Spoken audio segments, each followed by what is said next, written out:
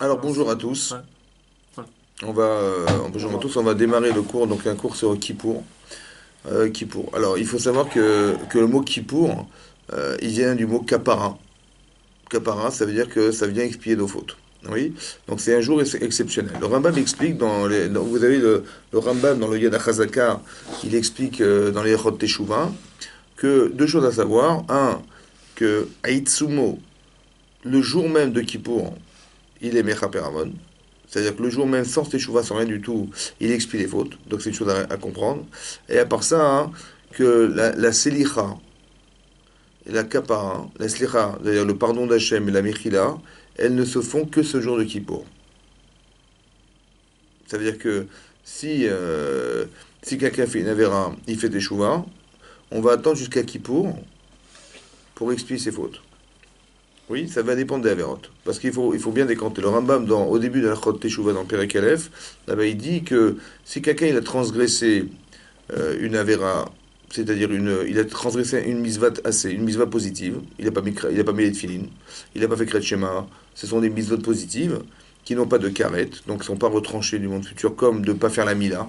Quelqu'un qui ne fait pas la mila, qui est une misvat assez, on doit faire la brit mila, il n'a pas fait, il est chayav karet.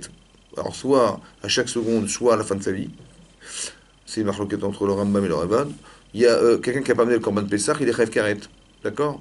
Ce sont des mitzvot. Mais c'est rare de trouver une mitzvah positive sur laquelle on est condamné à être retranché du monde futur. Tous les autres, il n'y a pas. Mais bon, si quelqu'un il fait teshuva, sur le champ, il est pardonné. Si quelqu'un sincèrement il fait teshuva, sur le champ, il est pardonné de ne pas avoir mis les tefilines, de ne pas avoir lu le Kriyat Shema, qui sont des mitzvot d'après la Torah. Des exemples de mitzvot d'après la Torah.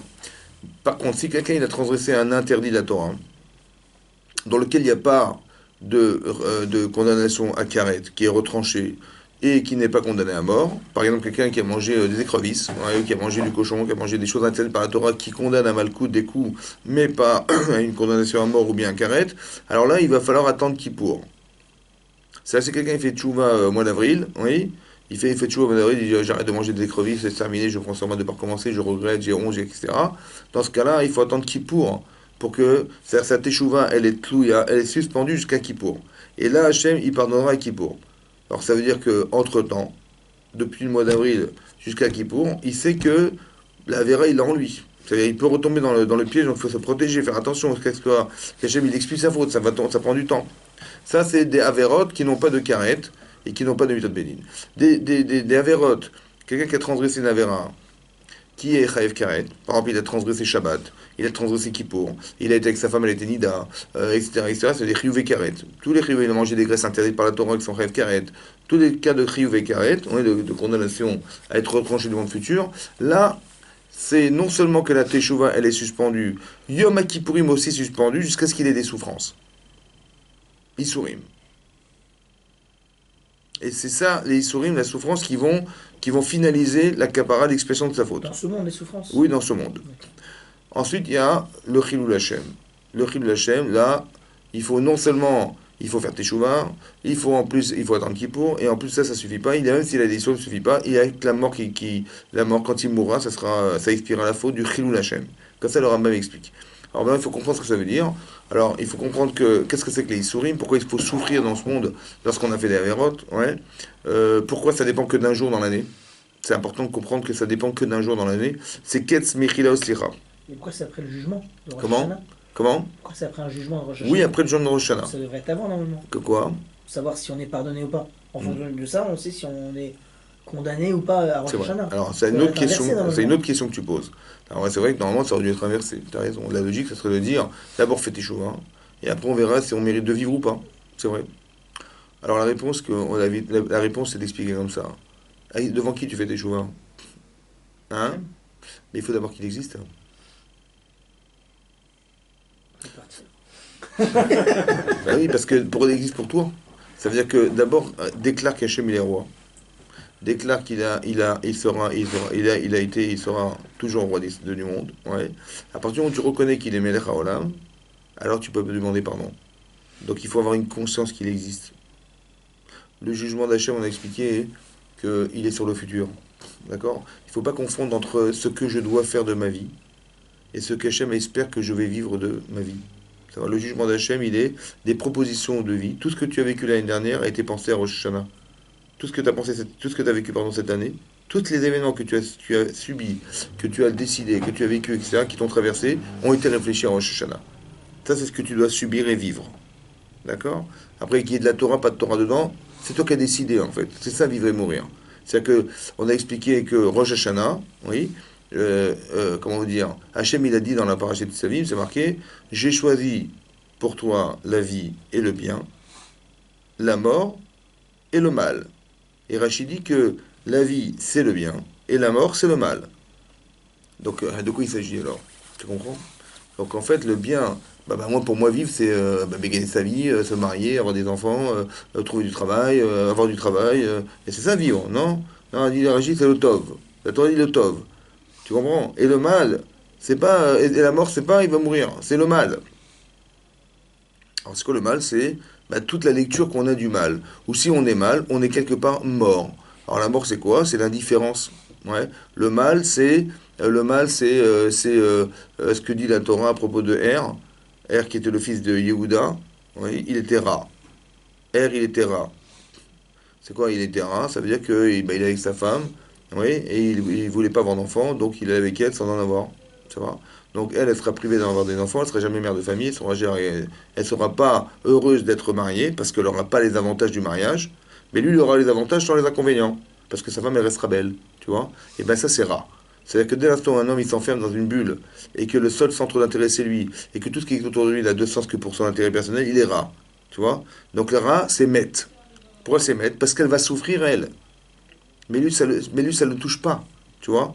Et donc on le pince comme un mort, et il réagit pas. C'est ça la mort, tu vois. Donc la mort, c'est pas de pas vivre.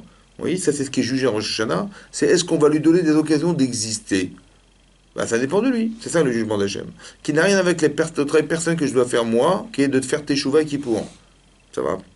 Après, dans le rabbin, c'est marqué que le Yom Kippourim, que jour de Kippour, ça concerne tout le monde.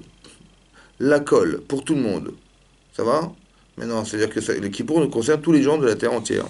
D'un autre côté, c'est marqué bizarrement dans le Rambam plus tard aussi, c'est marqué, c'est une contradiction a priori, qui est que c'est comme la Gemara l'explique dans Rosh Hashanah Fezen Amoudbet, la Mishnah, c'est une Mishnah qui dit qu'il y a 3 livres ouverts devant Hachem à Rosh Hashanah, oui.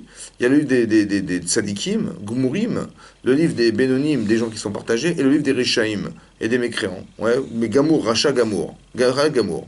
Et la Gemara dit que si quelqu'un, il était tzadik, dans l'année, alors il va être scellé, écrit et scellé dans le livre de la vie, tout de suite.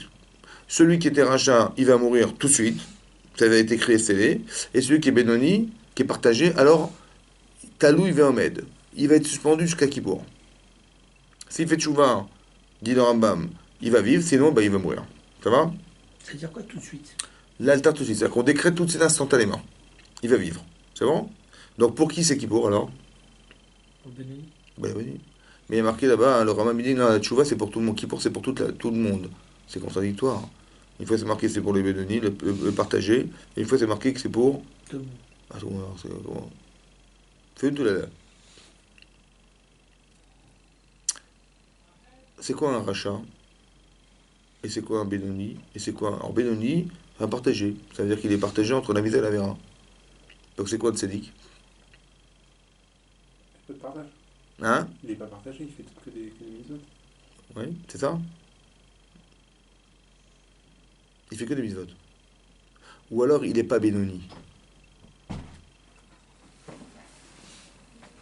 C'est quoi un tzaddik? C'est qu'il n'est pas Bénoni. Ça va? Il est limite au-dessus, quoi. Bah oui, c'est ce que la Rambam dit là-bas. Il dit que, et c'est ce que Tosfot il rapporte aussi, que le tzaddik, Gamour, c'est celui qui est pas Bénoni.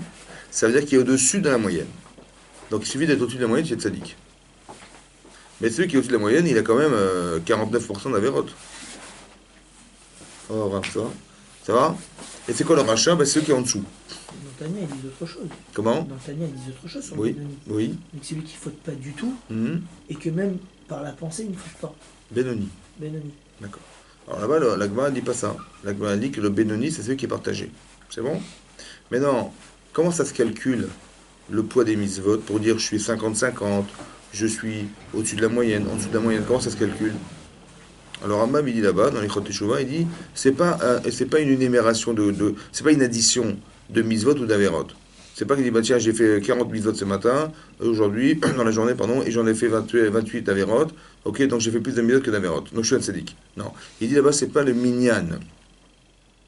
Ça se calcule pas en termes de quantité de mitzvah, mais en termes de qualité. Le Rambam, il fait Godlan, selon la taille des mitzvot. C'est-à-dire que des fois, tu as fait une mitzvah de folie avec tout ton cœur et toute ton âme et tout ce que tu veux, c'est équivalent à beaucoup d'avérotes. Et des fois, l'inverse, un type, il a fait une avéra comme un fou, et ça peut être équivalent à beaucoup de mitzvot. Il dit, le Rambam, le seul qui peut calculer le poids, on va dire le poids, la taille des mitzvot et des avérotes, c'est Hachem. Quel déhot? Celui qui a la connaissance, c'est Dieu qui a la connaissance. Ça veut dire que la personne, oui, ce qui est marqué dans la Gemara, celui qui est partagé, il va attendre qui pour. Celui qui est plus sadique, il est scellé pour la vie tout de suite. Oui. Qui c'est ça? C'est qui sait? C'est qui? Qui c'est Aka? Qui c'est Akavod? Qui c'est? Hein? Bah c'est lui. Donc si c'est lui, alors nous on sait quoi nous? On sait rien. On peut peut-être en déduire aussi quelque chose. Parce que du coup, on connaît Expert comptable de malade. Hein? on connaît comment ça s'appelle, Expert comptable de malade. les Ah oui. punitions pour chaque avéra. Comment? On connaît les punitions pour les avérotes. On connaît plus ou On moins. ne connaît pas les récompenses pour les mitzvot. On peut D'accord. peut-être en déduire Oui. par logique ou pas. Que quoi? Bah, en fonction de. Si je fais Mais tel si tu avéra. sais pas ce que tu vaux, comment tu veux que tu dire quoi? Puisque tu sais ni. Le seul qui sait si t'es un tzaddik ou pas, c'est Hachem. Parce que lui, il peut savoir. Toi, tu sais ce que tu as fait comme mitzvot. Mais tu sais calculer l'intensité, toi, tu connais le niveau d'intensité qu'il faut? Non. Tu comprends ou pas? Peut-être tu crois que tu as fait une mitzvah de folie, peut-être tu as fait des trucs moyens. Ou des fois tu as des trucs tu vois moyens, non, c'est de folie. Et tu crois une avéra, tu te dis, oh là, c'est grave, non, c'était pas grave. Et tu en sais rien. Tu as compris ou pas? L'intensité que tu mets, t'en sais rien. Tu sais pas ce qu'elle vaut, l'intensité. Tu sais même pas la valeur de tes mitzvot, tu les connais pas. Le seul qui connaît, c'est Hachem. Donc tu fais des mitzvot, tu fais ce que tu peux, mais lui, c'est lui qui calcule. Donc quand la Gemara dit, celui qui est partagé, il va tant qu'il pour, celui qui est machin, en fin de compte, qui c'est qui va savoir? Il y a que lui qui sait. Ce que la Gemara dit, c'est ce que lui, il juge. Mais moi, je n'en sais rien, moi. Donc je suis quoi, moi? Mais j'en sais rien. Tu comprends pas? Donc ce qui est marqué dans le Rambam, le Benoni va attendre Kippour, qui c'est ça? C'est lui. Mais en fait, qu'est-ce qu'il a dit le Rambam? Il n'a pas dit qu'il n'y a que le Benoni, le partagé, qui va attendre Kippour, et qui va attendre que c'est pour lui Kippour. Il a dit non, la limite c'est Kippour. La limite c'est Kippour. Mais ça veut dire qu'en vérité, celui qui est tzaddik, il a fait combien de mitzvot? Ben, un peu plus que le rachat. Mais il doit faire tu vois le tzaddik ou pas? Ben évidemment, puisqu'il a fait d'avérote. Un peu plus que le Bédoni. Il a fait d'avérote. D'accord? Il a fait un peu plus de mitzvot que d'avérote. Donc il doit faire tu vois ou pas lui? Ben évidemment. Et le rachat, il doit faire tu vois? Ben évidemment. Donc ça veut dire que Kippour, c'est fait pour tout le monde. Vous avez compris ou pas? C'est pas fait pour seulement les tzaddik. C'est pas fait pour les Bénonymes. Ce que le Rambam il dit, c'est la limite du Bénoni, c'est là-bas. Lui, il a Aseret Yemei Teshuvah pour faire un choix. Ça va? Mais en vérité, tout le monde doit faire tchouva, ça n'a rien à voir. On parle pas de ça. On parle que le rachat, c'est décidé qu'à Rosh Hashanah, c'est un rachat. Donc lui, ben, il n'aura pas forcément des occasions de voir des choses qui vont le satisfaire spirituellement dans sa vie. C'est ça que ça veut dire. Le Benoni, ça va dépendre. Si dans les 10 jours de pénitence, il fait faire des efforts pour faire teshuvah, alors ça marchera. Il aura une vie qui lui permettra de voir, d'aller dans des cours de Torah, d'avoir envie que ses enfants ils évoluent, pas de penser le contraire, pas toujours être égoïste et penser que tout est fait pour lui, tu vois ce que je veux dire? Voilà. C'est ça que ça veut dire. C'est la perspective de vie qu'on lui propose qui dépend de lui à Rosh Hashanah. Ça veut dire que finalement, en cours d'année, il n'a pas le choix. En cours d'année, il Par rapport à ce peut... qu'il a été décidé en C'est vrai. Alors, c'est ce que l'Agma demande. L'Agma dit là-bas dans Rosh Hashanah Yudzain, elle dit là-bas hein, que si quelqu'un était tzaddik à Rosh Hashanah, aux yeux d'Hachem, et qu'on lui avait promis des maïm et roubines, beaucoup de liquide, ouais, beaucoup d'eau. C'est-à-dire il aura des moyens de réaliser ce que lui, il a envie de devenir cette tzaddik. Et qu'entre-temps, dans l'année, il est venu rachat, il a tout lâché, il est venu rachat, il fait d'avérote. Oui. Ce qu'on a décrété, on ne changera pas. Il aura de l'eau, mais ça ne va pas tomber, il faudra. Ça va tomber dans les déserts d'Irachi, dans la mer, dans ce que tu veux, mais ça ne tombera pas où il faut. Et pas pour lui. Pas pour lui. Il n'aura pas le bénéfice de ce qu'on a décrété. C'est bon? Si c'était un rachat et qu'on avait prévu Maïm Meratim, peu de moyens, parce qu'il a manifestement pas grand-chose à faire, ouais, alors il ne donne pas beaucoup de moyens pour se réaliser dans sa vie, et qui fait Teshuvah entre-temps. Il fait Teshuvah après Kippour et tout, il fait Teshuvah, monsieur, il fait Teshuvah dans l'année. Le peu d'eau qu'on a promis, on ne va pas le changer, mais on le mettra où il faudra. Deux questions. Un, on voit que tout est jugé à Rosh Hashanah. Ça ne bougera pas. C'est vrai ou pas? Deuxièmement, que c'est aléatoire. Parce que ça va dépendre ensuite de l'année, comment le type il va se comporter. Ça veut dire que si on a prévu beaucoup, si le type était sincère en Rosh Hashanah et on a vu qu'il était un tzaddik, et qu'on lui a promis des choses, ou il était rachat en Rosh Hashanah et qu'on a promis aussi d'autres choses, ce qu'on a promis, ça restera.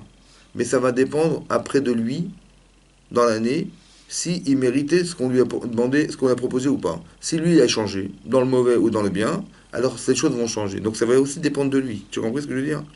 C'est ça que ça veut dire.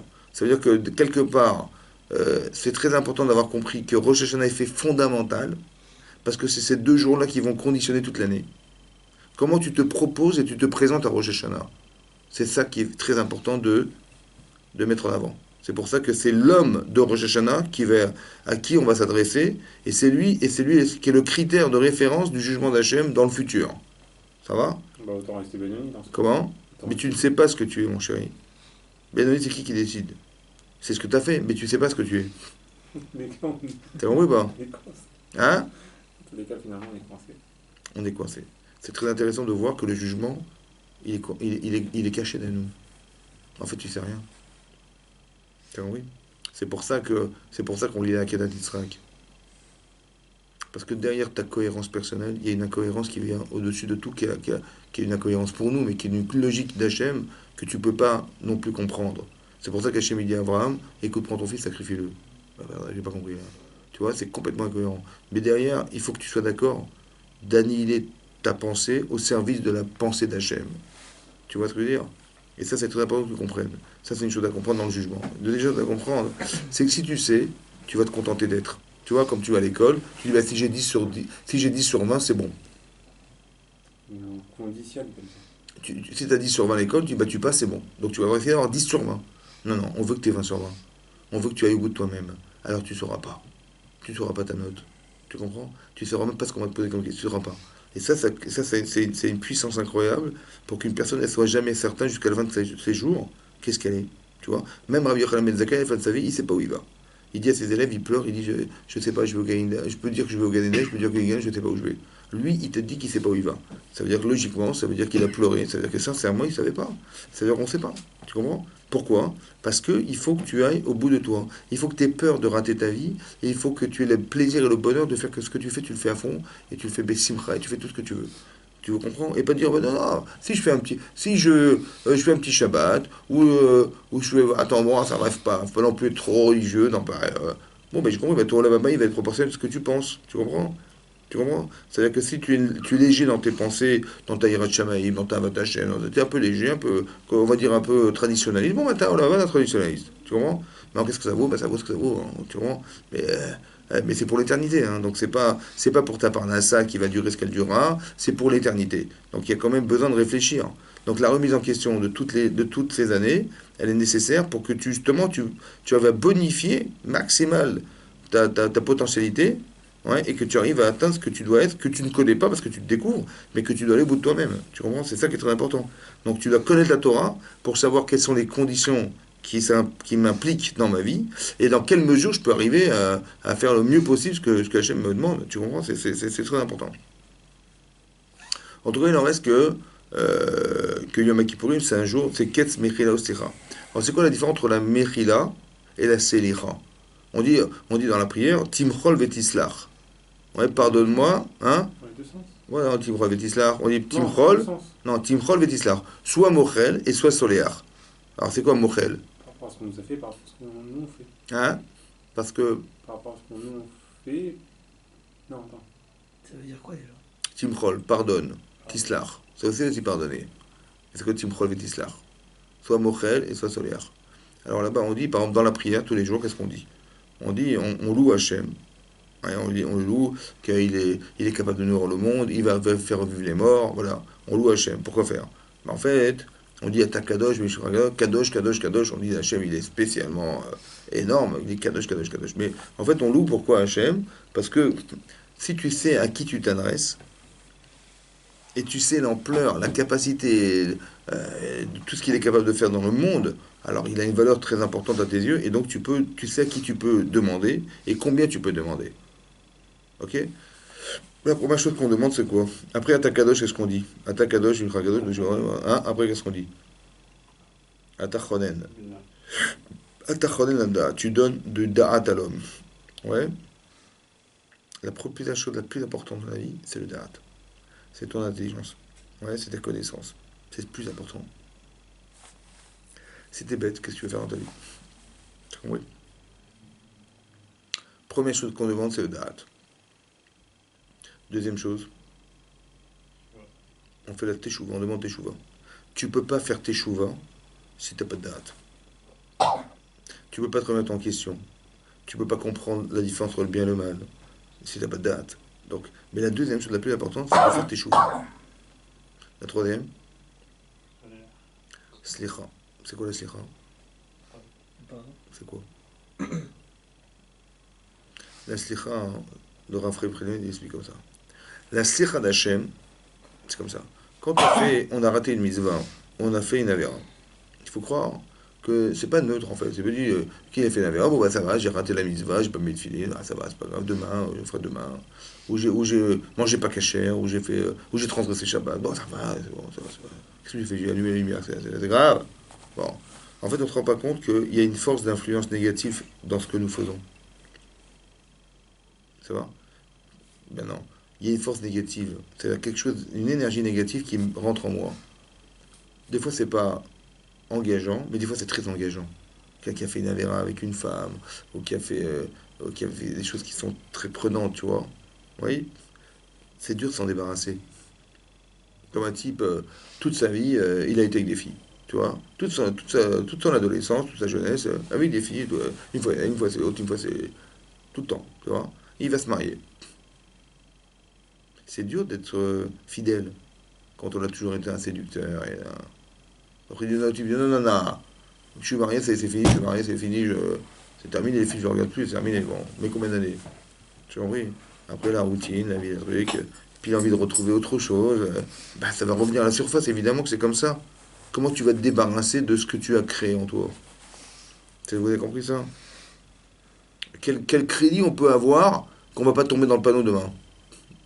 Alors qu'on a toujours été habitué à vivre comme ça. D'abord la pensée qu'on a des femmes et le désir de séduction, c'est comme ça. On a toujours vécu comme ça. Ouais, comment tu te débarrasses de ça? Alors tu vas demander, tu fais tchouva, tu dis écoute, c'est terminé. Ça, je prends sur moi de pas recommencer, j'ai honte, qu'est-ce que j'étais fait? Comment j'ai imaginé qu'une femme c'était ça? Tu vois? Et j'ai honte de moi, et j'ai honte de ce que j'ai fait, et je regrette, et je prends sur moi de pas recommencer. Mais sincèrement, je peux regretter toute ma vie, mais je l'ai en moi, comment je peux l'enlever? Alors c'est là qu'Hachem il est soléar. Il retire un peu de ce désir, de ce faux désir. Il retire de ce faux désir. Combien il retire? Il retire de quoi refuser. Quand tu vois que tu te représentes devant une avéra et tu dis stop, c'est qu'Hachem il t'a pardonné. Tu as compris ça? C'est ça la slicha. Je demande à Hachem d'être soléar. Ça veut dire que ce que j'ai été capable de pénétrer en moi, de faire pénétrer en moi, qui m'amène à fauter, le désir, ce désir-là que je ne peux plus contrôler, celui-là, hein, je demande à Hachem qu'il soit solaire, ça veut dire qu'il enlève suffisamment pour que je puisse maîtriser ce mal. Tu comprends? Maîtriser, c'est-à-dire de dire non, je l'utilise pas. Non, je ne veux pas en profiter. Non, je ne veux pas rentrer là-dedans. Ça va? C'est ça, c'est cette capacité. Et là, tu sais qu'Hachem, il est solaire. Donc on demande la slicha d'Hachem. C'est-à-dire que tout ce qu'on a, entre guillemets, brisé en nous, ça suffira pas de penser qu'il faut demander pardon, oui, mais il faut que l'autre soit solaire ou qu'Hachem soit pas, il pardonne. Et le pardon d'Hachem à la différence de l'autre, oui, c'est comme quelqu'un, je sais pas moi, quelqu'un qui se serait violemment disputé avec sa femme, ouais, pour des raisons très graves, ouais, et madame, elle se sauve de chez elle et elle court chez ses parents pleurant, tu vois. Bon. Et le type, son mari court après elle, il dit, mais qu'est-ce qui se passe? Et il arrive chez ses beaux-parents et ils font, mais qu'est-ce qui t'arrive? Qu'est-ce qui s'est passé? Ma fille, elle pleure comme une folle. Mais elle est où? Elle dit, ben dans la chambre. Elle est comme une folle. Elle sait pas comment. Je sais pas qu'est-ce qui s'est passé entre vous. Et le type, il ouvre la porte, il fait, excuse ma chérie. Ratati, Aviti, Pachati, Fanecha. Hein? Ça marche ou pas? Il ouvre le sido. Il ouvre le sido. Il dit, Anna, elle s'appelle Anna, sa femme. Anna, Hachem. il dit, pardonne-moi, ça. Il dit, Ratati, Aviti, Pachati, Fanecha, Vesti. Ça va, tu m'excuses ou pas? Ça marche ou pas? Continue à te frapper. Mais si ça marche pas avec sa femme, tu crois que ça marche avec Hachem? Hein? On est là, qui on fait, je sais, j'ai tout marqué, et Khatati, Aviti, Pajamina. Il faut de la sincérité. Hein. C'est-à-dire, il faut vraiment sentir qu'il y a un problème, il faut sentir ce qu'on a fait. C'est pour ça qu'on fait du moussard. Le moussard, la morale, ça permet, oui, de vivre des événements très forts, tu vois, de réfléchir et de sentir les choses, ouais, pour demander sincèrement pardon. Maintenant, si il dit ça à sa femme comme ça, il veut dire, il se fout de ma tête. Il dit, non, non, non, mais pardon, ça va, pardon, hein, c'est bon. Mais pardonne-moi, c'est bon, on va pas continuer. De toute façon, on va pas se disputer, donc pardonne-moi. Bon, ça marche? Non, ça marche pas. Il faut qu'elle voie, ou il faut qu'il voie, si c'est le contraire, c'est sa femme qui a fait des bêtises, qu'elle est vraiment sincèrement dans le regret. Tu vois, le type il rougit, il pleure, je sais pas, il dit. Mais quand je vois ça, je dis, bon, bah, il est sincère. Mais sinon, je dis, mais attends, il se moque de moi, quoi. Donc il faut mettre de la sincérité. Et les gens ils disent, bah oui, j'ai fait tchouva cette année, mais j'ai demandé pardon, mais je vois que ça change rien, je suis toujours même. Bah j'avais compris, mais comment t'as demandé? Et comment tu, franchement, est-ce que sincèrement tu regrettes? Tu comprends la différence? Est-ce que tu te rends compte de ce que tu fais? Mais si tu te rends compte que ce que tu as fait, ça restera en toi l'éternité, parce que même après la mort, ça reste, alors il faut se rendre compte de la gravité des choses. Oui. Et c'est ça qui permet de faire sincèrement tes chouvas. C'est comme en couple, c'est comme en n'importe quoi. Ouais, un type il risque de perdre son travail. Il dit excusez-moi, mais là, si vous me virez, je suis au chômage, je sais pas comment je vais en sortir. Donc là, vraiment, ça me fait réfléchir et je me dis, là, il faut que ça change, tu vois. Même si sous la pression de la peur, mais au moins le type, il se rend compte de la gravité de ce qu'il a fait, ça va. Et donc, il va faire tes chouvas sincèrement. Mais jusqu'où on fait tes chouvas? Jusqu'à ce qu'on regrette ce qu'on a fait, jusqu'à ce qu'on rougisse de ce qu'on a fait, jusqu'à ce que et on sent émotionnellement, intellectuellement que ça peut plus durer. Et ça, c'est ce qu'on exprime dans le vidouille. Ouais, dans le vidéo, quand on se repentit devant Hachem, il faut qu'on ait honte de ce qu'on a fait et on prenne sur soi de penser aussi de regretter ce qu'on a fait.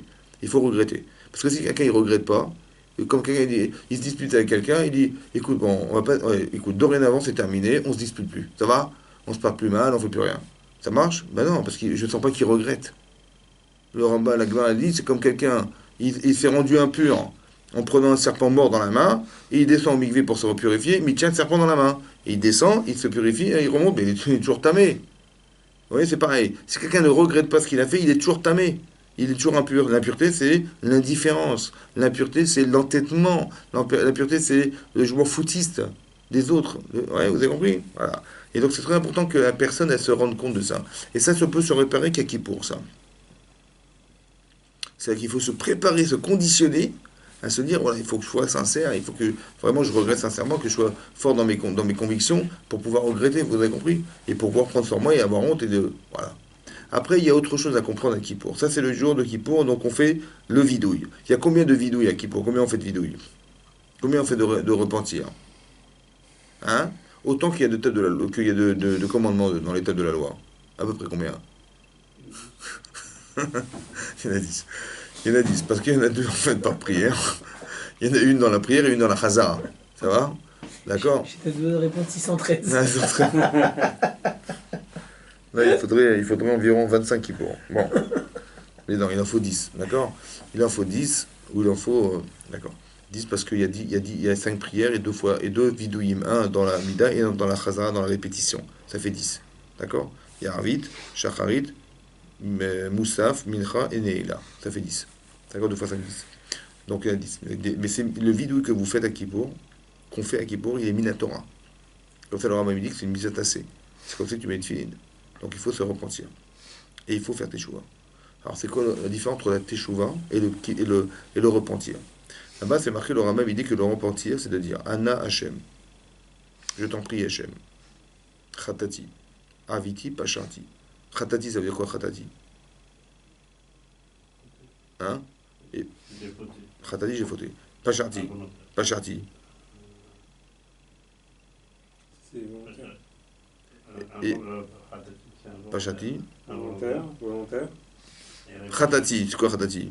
Je suis aussi voté. Hein? Je suis aussi voté. Ça veut dire quoi, Khatat? Un korban Khatat, ça s'appelle quand un korban Khatat? À quelle occasion? Encore, on a fait une shogeg. Shogeg. Donc on amène un korban Khatat, quelqu'un qui a transgressé Shabbat par accident, il savait pas. Il savait pas. Il amène un korban Khatat. Ouais. Maintenant, quand Khatati Aviti, j'ai fauté, c'est volontaire. C'est le type, il a été Mehali Shabbat, il savait que c'est Shabbat, il a pris la voiture, il est parti à la synagogue en voiture. Parce qu'il est fatigué. Non, je rigole. Il est parti, ouais, donc il a volontairement transgressé le Shabbat, il a appelé, il a vu le rabbin, le pauvre qui marchait à pied, il a dit le pauvre et tout, il a dit vous voulez rentrer dans la voiture, je vous amène à la synagogue. D'accord. Donc ça c'est volontaire. Et Aviti, pas charti, les fans, pas charti, c'est quoi pas charti? Hein?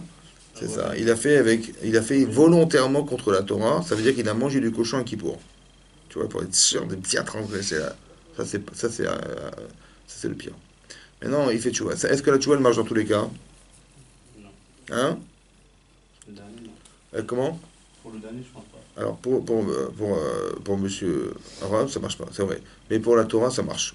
Ah bon? Ouais, c'est vrai. La tchouva mechaper à la colle. Elle répare toutes les fautes possibles et inimaginables. Comme ça du Rambam. Ouais. Parce que c'est mais non. La teshuva, elle répare toutes les fautes. Mais il faut dire ses fautes. Le vidouille, il faut dire. Tu entends pas? Si tu penses le vidouille, ça marche pas. Si tu dis, ouais, je sais ce que j'ai fait, je dis juste, j'ai fauté, j'ai machin. Bon. A priori, il faut dire sa faute, et il faut décanter les choses. Le Rambam, il dit, il faut dire, et il faut dire car avec Karasiti. Voilà ce que j'ai fait. Ça va? Ça suffit pas de dire j'ai transgressé Shabbat. Non, non. Il faut dire exactement qu'est-ce qui s'est passé dans la faute. Ensuite, il faut avoir honte de soi. Dans le vidouille, je parle du vidouille, de repentir. Il faut avoir honte de ce qu'on a fait. Et ensuite, il faut regretter. Et après, il faut prendre sur soi de ne plus recommencer. Comment on peut tout se rappeler? Hein? On peut se rappeler de tout ce qui s'est passé dans la vie. Alors, il faut se rappeler. Une Il fois faut on a essayer. allumé la lumière, par exemple, où on a bougé. Tellement de détails. Bon. On a dit de la chaîne enfin, il y a tellement. Bah, si ça te C'est préoccupe, un très si bon ça te préoccupe pas, tu t'en rappelleras pas. Et ça te préoccupe, ah, tu t'en rappelles. Tu vois, où tu marques. C'est ça, on voit rien. Et après, bah, Sur- faut réfléchir, d'accord? J'ai fait ça. Non, mais peut-être pas les Après, je vais t'expliquer autre chose. Garde en tête ce que tu dis, après, je vais t'expliquer autre chose. Maintenant, c'est marqué, il faut dire ce qu'on a fait, il faut détailler. Il faut avoir honte de soi, il faut regretter, il faut prendre sur soi pour commencer. C'est bon?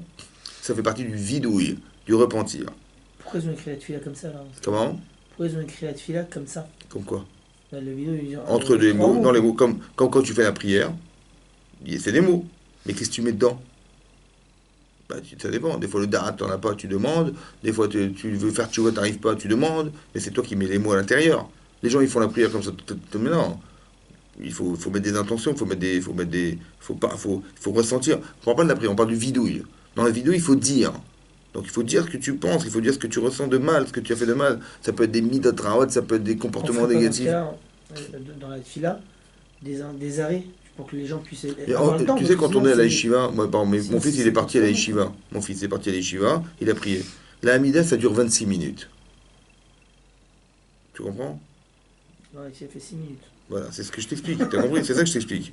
Donc Parce si que du coup, si on n'a t'avais. pas- on n'a pas le temps de s'exprimer, parce que du coup, on doit faire vite pour. Exactement, voilà. Mais c'est ça le problème. Mais non, on doit prendre le temps. Tu prends le temps. Ouais. Ça prend du temps. Voilà, ça prend du temps. Mais j'imagine là-bas où tu étais aussi, ça prenait, les gens ils faisaient pas une méditation. La méditation, ça ne durait pas de 5 minutes. Non. Voilà. Mais pourquoi? Bah, toi, t'as fini, t'attends, j'ai fini. Mais non, Je l'ai il pas faut fait mettre. dernièrement. Oui, mais Elles sont longues, la vie. oui, mais non, mais il faut mettre des choses à l'intérieur. Il faut que tu parles. Ça, c'est dans le vidouille. Donc, quand tu dis khatati, il faut que tu comprennes voilà, qu'est-ce que tu as pu faire des shogeg, tu te rappelles, etc. Donc, tu décantes les choses. Pourquoi c'est important de dire alors qu'Hachem, il sait ce qu'on pense? La marque, la malacha, elle est que si quelqu'un il pense le vidouille, se repentir dans sa tête, ça passe pas. Il a pas fait la mitzvah. Il faut dire le vidouille. Après, il faut dire. Alors qu'Hachem, il sait ce qu'on pense. Il faut dire. Alors, il y a quelque chose dans la parole qu'il n'y a pas dans la pensée. Hein? Pour entendre nos oreilles. Ouais, mais tu t'adresses à lui. Ouais, c'est l'Efne Hachem. C'est vrai? Maintenant, pourquoi il faut dire le vidouille à voix haute? À voix haute, il faut s'entendre dire, tu as raison. Mais pourquoi c'est dire et pas penser la vidouille? Alors, il faut comprendre que dans la parole, il y a quelque chose qu'il n'y a pas dans la pensée. Oui. Par exemple, si tu penses faux, bah, c'est pas grave. Mais si tu dis faux, si tu agis faux, c'est grave. C'est-à-dire que l'homme engagé, c'est pas l'homme qui pense. C'est l'homme qui parle. C'est l'homme qui agit. Quand tu parles à Hachem, tu es un homme. Tu n'es pas un penseur. Pourquoi? Parce que quand tu penses, un, bah, ça t'engage pas, mais deux, c'est pas sûr que ce que tu penses, c'est toi. Tu comprends ça? Parce que tu as des projets dans ta vie. Tu vois, je vais faire ça, je vais faire ça. Et après, quand tu arrives à la situation, attends, oh là là, mais attends, mais oh, attends, j'ai rien fait, attends. C'était juste penser, hein. Tu vois que quand tu engages ton corps dans un événement, il y a autre chose qui s'investit, c'est toi. À la différence de ta pensée, tu peux tout penser dans ta vie, mais tu n'es pas forcément capable de réaliser physiquement ce que tu penses. Hachem, il ne s'adresse pas aux penseurs. Parce que tu peux te penser, tu dis non, non, mais c'était pas moi. Hein. Non, non. La personne qui s'adresse à Hachem, c'est la personne agissant. Et quand tu parles, tu agis. Quand tu penses, tu n'es pas forcément engagé. Tu as compris la différence? Tu as des projets fantastiques. Ouais, je vais monter cette année, allez, j'ai décidé, je vais faire l'Everest. Voilà, je vais monter sur l'Everest et tout. Et quand tu commences à monter, tu commences à voir que tu respires pas, tu dis, oh là, là, je redescends, tu vois la hauteur, tu dis, oh là, là, ça va pas.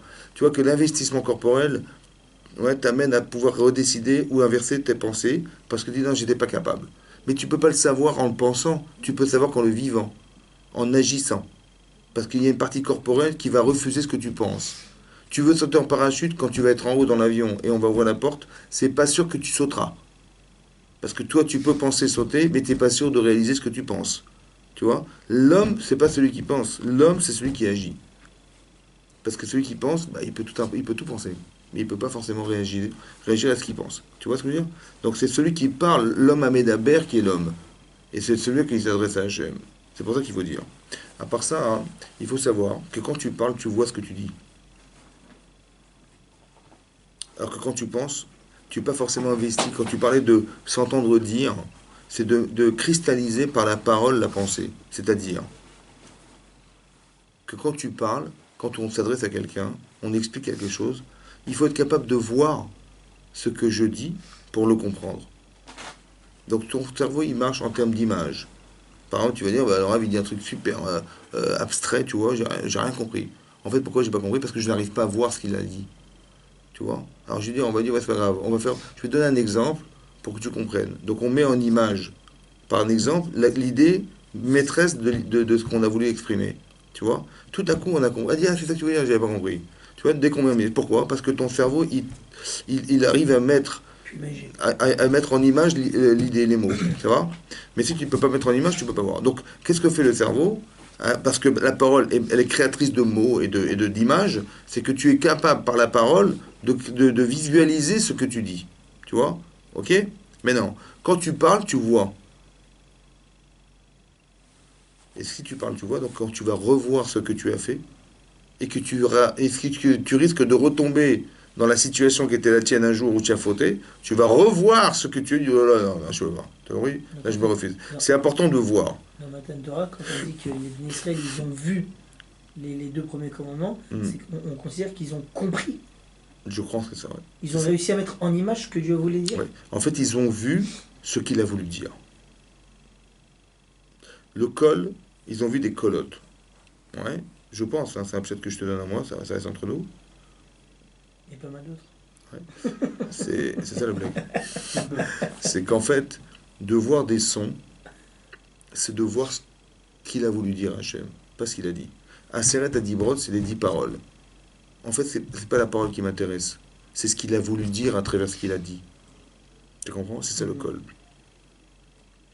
La Torah, tu dis col Torah, le col de la Torah. Ouais. La Torah, c'est des mots. Mais il y a comme une voix derrière. C'est le vouloir dire. Tu vois? C'est un peu comme un exemple simple. C'est quand Sarah, elle va dire à son mari Abraham, alors qu'elle lui a demandé d'épouser Agar pour avoir des enfants, et qu'elle a eu un enfant grâce à elle, qu'elle a eu Ishmaël, à un moment donné, après qu'elle a eu ça, qu'elle a dit, écoute, sépare-toi de cette femme et de son enfant, je ne veux pas qu'Ishmaël hérite de toi. Et Abraham, il ne comprend pas. C'était Rabénav, c'était mauvais à ses yeux, il n'a pas compris ce qu'elle a dit. Et Hachem, il dit, non, écoute, Shema Bekola, écoute sa voix. C'est quoi, écoute sa voix? Écoute ce qu'elle a dit. Non, non, ce qu'elle a dit, c'est pas logique. Mais écoute ce qu'elle a voulu dire. Tu as compris? Ça veut dire qu'elle, ce qu'elle a dit, c'est qu'il chasse cette femme. Alors il dit, mais pourquoi je vais la chasser? Tu vois, il a écouté ce qu'elle a dit. Donc, mais je ne vais pas chasser cette femme, elle est ma femme comme tu es ma femme, et l'enfant que j'ai eu d'elle, il est mon fils comme Israël est mon fils. Tu vois, il ne comprend pas. Il dit non, n'écoute pas ce qu'elle t'a dit, écoute ce qu'elle a voulu dire. Elle a voulu dire qu'elle a peur. Elle a voulu dire qu'elle a peur de l'influence qu'il y aura Ishmaël sur Israël parce que Ishmaël est en train de mal tourner. Tu vois? Donc n'écoute pas ce qu'elle t'a dit, écoute ce qu'elle a voulu dire. Et ce qu'elle a voulu dire, ça s'appelle le kol dans la Torah. Donc quand on dit qu'ils ont vu des kolotes, ils n'ont pas vu des dibrotes, ils n'ont pas vu des paroles, ils ont vu des sons, des voix. C'est quoi la voix? C'est le vouloir dire de la parole. Tu comprends ça? Donc ils ont vu dans ce qu'a dit Hachem, ce qu'il a voulu dire. Alors qu'est-ce qu'il a voulu dire? Peut-être, c'est de dire comme ça. Il a dit le premier commandement, c'est je suis ton Dieu qui t'ai fait sortir d'Égypte. Tu vois? Alors moi j'ai expliqué et j'ai dit comme ça. Hachem il n'a pas dit tu es mon serviteur. Voilà, dorénavant, voilà, moi je suis Dieu, mais tu es mon serviteur. Il avait dit ça. Il a dit je suis ton Dieu. Tu sens un peu les choses? Tu sens les choses? Il n'a pas dit je suis votre Dieu. Et toi t'es où là-dedans? T'es parmi les millions de personnes. Non, il a dit je suis ton Dieu. Tu sens autre chose? Ça c'est ce qu'il a voulu dire.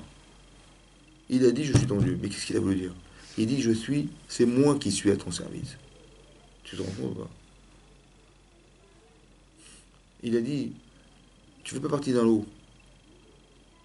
Je suis ton Dieu. Tu vois, dans mon livre, là, il y a marqué ton nom. Défense téléphone, en particulier.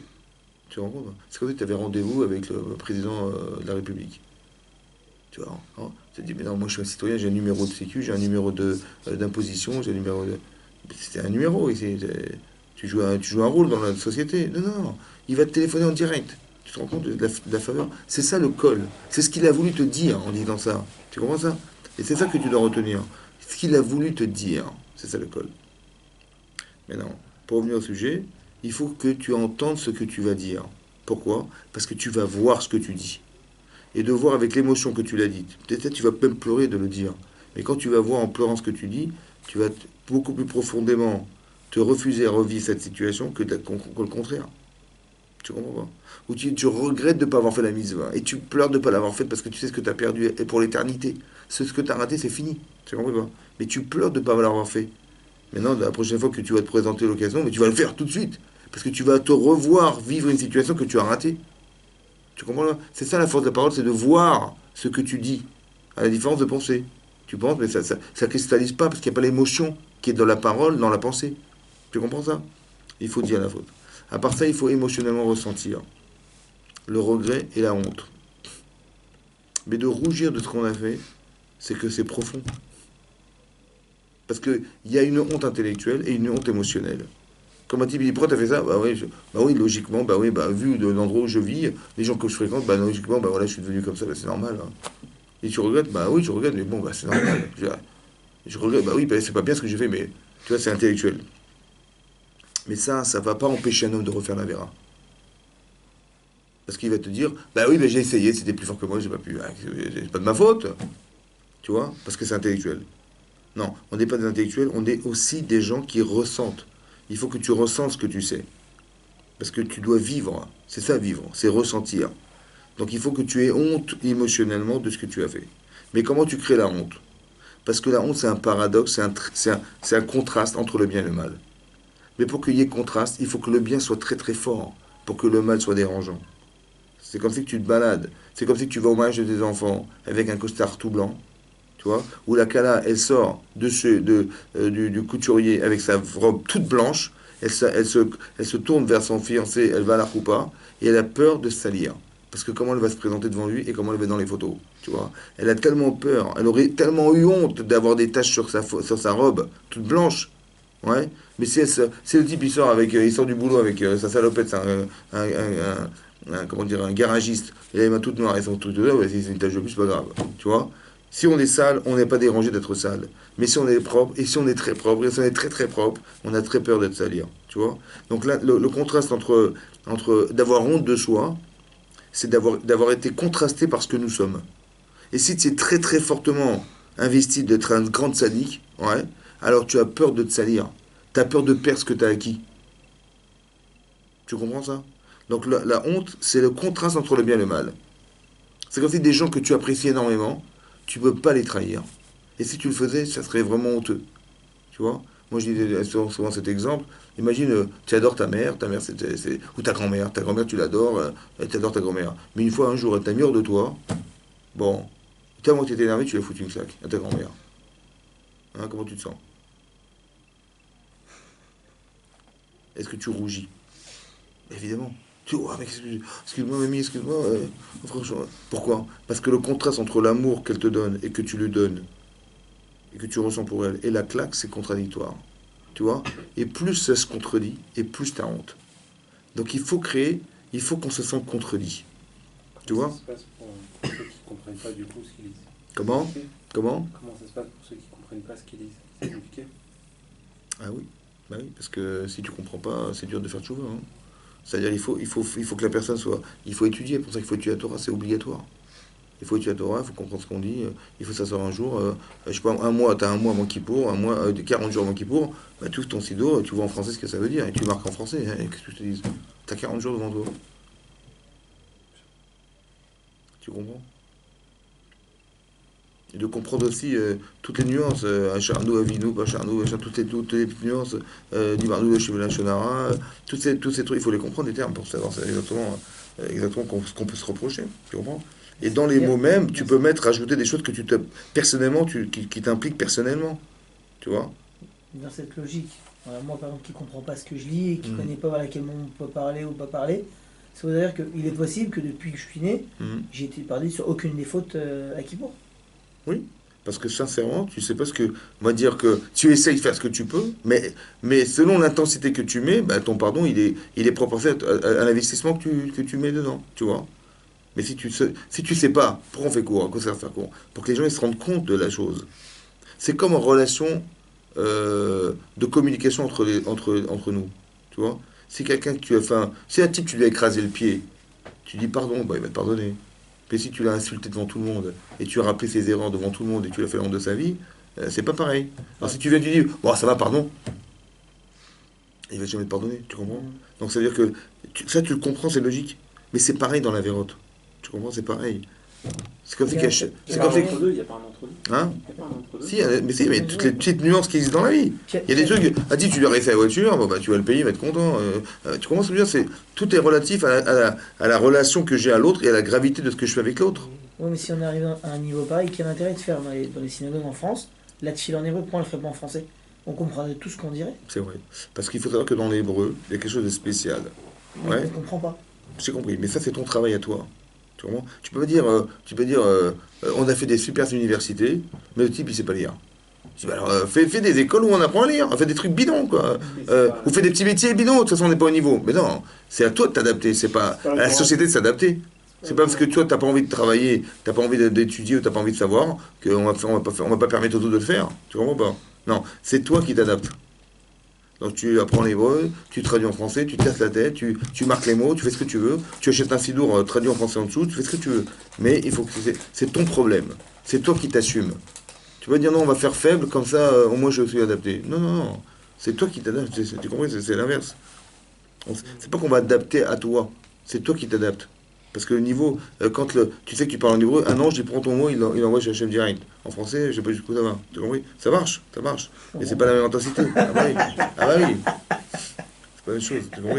C'est pour ça que des fois on dit des mots, tu vois, des fois on fait des prières en araméen. Tu vois, Berir Shemed des Maralma, c'est pas du français, c'est pas d'hébreu. Hein. Quand on veut se faire Torah, on demande à Hachem la parole d'Assaïsou, on dit en araméen, prends en araméen. On dit en hébreu. Tu sais pourquoi? Parce que les anges ne comprennent pas l'araméen. Et ils peuvent ne pas intercéder ta prière. Alors on dit en araméen, comme ça passera directement vers Hachem, ils ne comprennent pas, ils prennent tes mots, ils les renvoient. Donc oui, c'est des passages dans la tfila où on dit pas, on dit en araméen. C'est pas la même chose dans ce cas-là pour un vœu. Je fais un vœu, je le dis en français. Il vaut rien mon vœu. Mais si, il vaut, encore une fois. Non, mais Il vaut. c'est le même. C'est le Je même parle de la principe prière, la prière. La prière est écrite d'après la Kabbalah. Tu vois? Toi, tu crois que tu as prière comme ça, mais c'est quand tu es pensé, mais c'est très profond, c'est très puissant. Tu vois? Et donc, les mots ont été choisis, les trucs, tout a été pensé. Knesset Agdola, c'est eux qui ont écrit la Tfila. Donc, ils ont écrit, mais c'est d'après la Kabbalah. Tu vois bien dans cet ordre-là, dans cet ordre-là, tout est répertorié. Ça a une puissance incroyable, la prière. Hein, parce que ça s'arrête, tu t'adresses à Dieu, mais Dieu, il est infini. Tu vois, donc il faut absolument que tu comprennes que les mots utilisés et le sens des mots et l'ordre des mots, ça a été pensé d'après les Mekoubalim. C'est pour ça que ça a été écrit de cette manière. Tu vois. Il y a même des livres de Kabbalah qui ont été écrits sur la prière. Le Rachash, il a écrit un sidour avec toutes les kavanotes et tous les machins, tous les mots de Dieu, les machins que tu dois dire dans la prière. Quand tu vas en Israël, dans des prières, prier chez les Mekoubalim, des kabbalistes, là, ils mettent 1 heure et demie pour faire la mida. Mintra, c'était ouais, presque 50 minutes. Ah oui, et chaque mot, il disait tout détail, il pense à des cavanotes, il faut rester bec doucha. Ne crois pas, c'est pas. Toi, tu es habitué à croire comme ça. On fait la bidon en 3 minutes. Tu comprends? Mais il faut voir ça. Une fois dans ta vie, tu vois quelle intensité on met dans la prière. Là-bas, la Gemara dit que le Rabbi Akiva, il priait tellement avec intensité, il priait là-bas, il se retrouvait là. Tellement il bougeait. Qu'est-ce qu'on veut? Donc c'est-à-dire que c'est ça. Mais ce que je voulais expliquer, c'est que la boucha, c'est fondamental. La honte, c'est ce qui va être. Il faut créer le contraste. Mais pour être mal, il faut être bien. Pour se sentir mal, il faut être bien. Tu comprends? Mais si t'es pas bien, si t'as pas des notions bonnes de toi, si t'es pas fier de toi, si t'as pas envie d'arriver à quelque chose de toi, eh ben t'as pas honte d'avoir raté. Comme c'est qu'on devait développer la fierté d'être quelque chose pour avoir honte d'être nul. Et plus tu es fier de toi, et plus tu as fait un travail exceptionnel sur toi-même, et plus tu as envie d'avancer, plus tu sais que la chance que tu as d'être juif, que moi tu as envie de te salir. Et si tu te salis un jour, tu te contrastes avec ce que tu as espéré, tu dis non, non, laisse tomber. Mais c'est pour ça qu'il y a un travail à faire, un travail à faire sur soi-même, qui est un travail d'objectif, de désir de devenir quelque chose. Ouais. Ne dis pas, bah, de toute façon, c'est pas grave. La Parnassa, c'est l'essentiel, c'est ce qui me prend 8 heures dans la journée, et le reste, on verra. Ça va? Et quand je serai à la retraite, là, j'aurai du temps pour moi, et là, je vais commencer à m'occuper de moi. Mais non, mais quand tu auras la retraite, tu auras plus de 60 ans, tu n'auras pas les mêmes forces, tu n'auras pas la même intensité, la même intelligence, la même mémoire, après, qu'est-ce qui va te rester? Tu as compris? Donc, c'est pas à ce moment-là qu'il faut y aller. Il faut mieux dire que j'ai 40 ans, là, je travaille pendant 40 ans, mais dans ces 40 ans, je peux faire beaucoup de choses. Tu vois? Et si je fais un petit peu chaque jour quelque chose, dans 40 ans, tu vas pas me reconnaître. Mais si tu fais pas grand-chose chaque jour, mais tu fais quelque chose, dans 40 ans, on se retrouve, tu verras que tu n'as rien à voir, mais carrément rien à voir avec ce que tu avais démarré au départ. Tu comprends? Tu as des certitudes que tu n'auras jamais si tu fais rien. Le seul problème, c'est qu'on n'est pas, un, régulier, et deux, qu'on s'investit pas. Tout ça pourquoi? Parce qu'on dit, bon, de toute façon, c'est trop dur, c'est trop long, c'est trop machin. Et finalement, les années passent et on fait rien. Et on ne se sent pas évoluer. C'est dommage. Ouais. Il vaut mieux se dire, on fait peu et on fait bien, que de ne rien faire et se dire, on verra à la fin de l'année. Ouais, tu vois. Donc c'est quelque chose qui. Mais ça, c'est quand tu prends au sérieux ta vie. Tu vois, tu t'instruis. Dans n'importe quel domaine, tu t'instruis. C'est important de savoir comment on éduque un enfant, de savoir dans quelle situation. Il y a des gens qui ont vécu des expériences qui sont communes aux nôtres, hein, mais nous, on les découvre alors qu'eux, ils ont déjà écrit dessus. Et ils ont trouvé des solutions à ces problèmes, tu vois, l'adolescence, tous ces trucs-là, des problèmes qu'on peut avoir aujourd'hui et qu'on ne sait pas traiter ces problèmes avec nos enfants. On ne sait pas. Quand on ne sait pas comment les gérer, on les engueule, on les machin, comment on fait? Je dis, attends, des fois, ils ont vraiment de l'insolence. Comment tu gères? Tu les brises, tu fabriques des moutons. Ouais. Que l'adolescence, c'est un moyen que Hachem il a créé pour que la personne elle soit autonome. Mais comment elle le gère, elle ne sait pas le gérer, donc toi tu l'aides à la gérer, son adolescence. Parce qu'elle se rebelle contre toi, mais en fait elle se rebelle contre le principe que laisse-moi exister. Et toi tu crois que laisse-moi tranquille, laisse-moi vivre ma vie, et c'est pas ça qu'il a dit. Tu vois, alors que nous on croit que c'est une rébellion contre ses parents, c'est une manière de dire écoute, laisse-moi m'assumer. Et lui, toi tu crois qu'il dit laisse-moi t'insulter. Tu comprends? Et c'est faux. Et nous, qu'est-ce qu'on fait? Dieu, comment tu me parles, mais ça va pas, alors que je t'ai jamais connu comme ça. Nous, on s'énerve, mais en fait, on n'a rien compris. Pourquoi? Parce que si je ne comprends pas son attitude, qui est une attitude répétée, tous les enfants, ils passent par une phase d'adolescence difficile. Mais c'est normal. Parce que entre avant et après, il y a je suis un enfant, je deviens un adulte. Le passage entre les deux, c'est de 14 à 18 ans. Et nous, on ne comprend pas, et on croit que le type, il se rebelle, il devient fou, il fait n'importe quoi, il décide, monsieur, il décide, monsieur, il fait je sais pas quoi. Mais non, mais laisse-le. Si c'est grave ce qu'il fait, tu lui dis, écoute, ça va pas, je vais t'expliquer pourquoi. Et si c'est pas grave, au contraire, laisse-le décider. Et s'il va se planter, c'est pas grave, et ben laisse-le se planter. Et tu lui dis, tu vas te planter, tu vas te tromper. Et je vais te dire pourquoi, à cause de ça, ça, ça, ça. Et quand tu verras que ce que tu as dit était vrai, il dit, ah, papa, il est pas bête. Et papa, une fois, deux fois, trois fois, il dit, ah, papa, ben, je vais te donner des conseils. Et tu vois, tu deviens partenaire. Alors que si tu dis maintenant, écoute, c'est comme ça et tu ne feras pas autrement, et c'est comme ça. Et tu l'empêches de vivre quelque chose des fois, qu'il va te reprocher toute sa vie parce qu'il n'a pas décidé. Il peut être très docile, mais il n'a pas décidé. Et tu vas te rendre compte qu'après, il va se rebeller contre toi parce que tu ne l'as pas laissé décider. T'as compris ça? Il faut l'accompagner. T'as pas il ne faut pas casser. Parce que si tu casses, tu vas le briser. Hein. Parce il va t'écouter. Tu vas le briser, tu vas le taper, tu vas le machin, tu verras qu'il va faire. Après, quand il va devenir adulte, il dit, alors qu'est-ce qu'il faut faire? Mais je sais pas.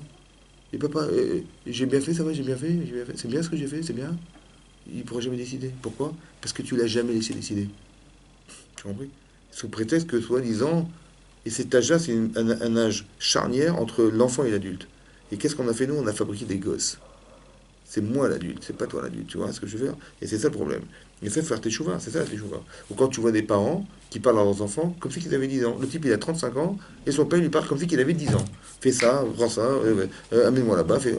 Oh, j'ai plus 10 ans. Ou il engueule comme si qu'il avait 10 ans.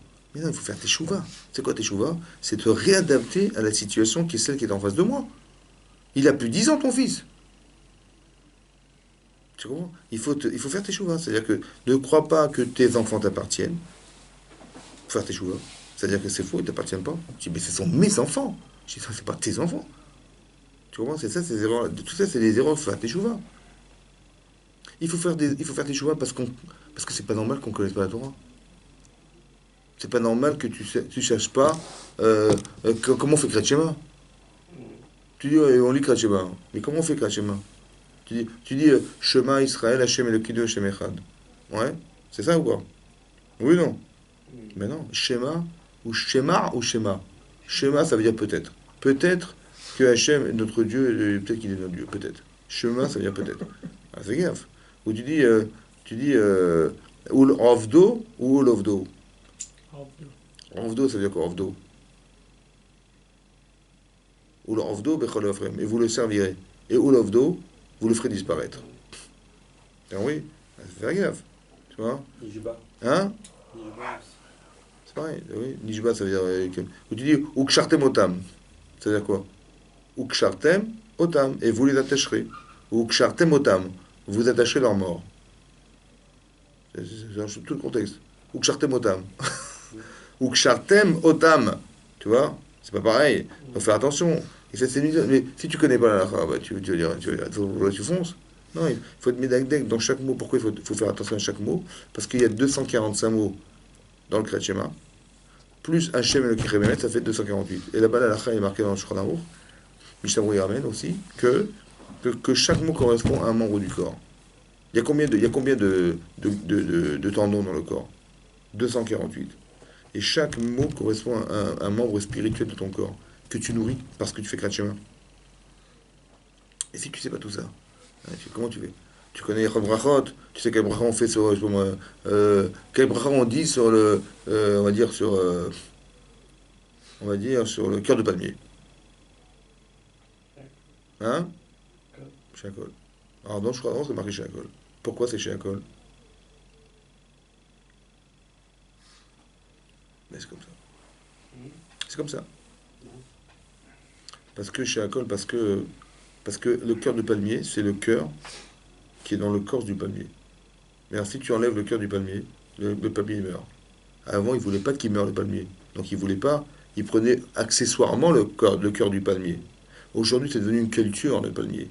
Et le cœur de palmier est devenu une culture. On plante des arbres pour récupérer le cœur du palmier, pour en faire du cœur de palmier. Donc, c'est devenu le corps du bois, de la terre. Donc, aujourd'hui, on fait Boré Periadama. Donc tu vois que si ça a été fait de façon occasionnelle, c'est chez Akonivaro. Et si ça a été fait de façon volontaire, ça devait dire pour Boré Periadama. Les cacahuètes.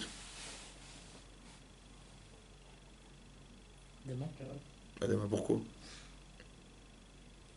Ça pousse sur les arbres, la cacahuète. T'as déjà vu une cacahuète? Tu te rends compte? Tu te rends compte? On n'a jamais eu une cacahuète de notre vie. Donc, comment tu peux savoir quel bracha tu vas faire dessus? Il faut savoir. Bah, c'est Adama, t'as raison, parce que les cacahuètes, c'est sous la terre. C'est comme les patates. Tu comprends? L'avocat, tu manges en salade. Tu fais que. Mais c'est un fruit, l'avocat, c'est un fruit. Et tu dis arrête, alors que tu le manges en salade. Tu comprends? Donc chaque chose, il faut savoir. J'ai toujours fait Adama sur le. Hein? Sur la pastèque. La pastèque. C'est un fruit ou c'est un légume? C'est un fruit. Et tu dis quel bracha tu dis? Adama. Pourquoi c'est un fruit? Sinon l'arbre, ça tombait.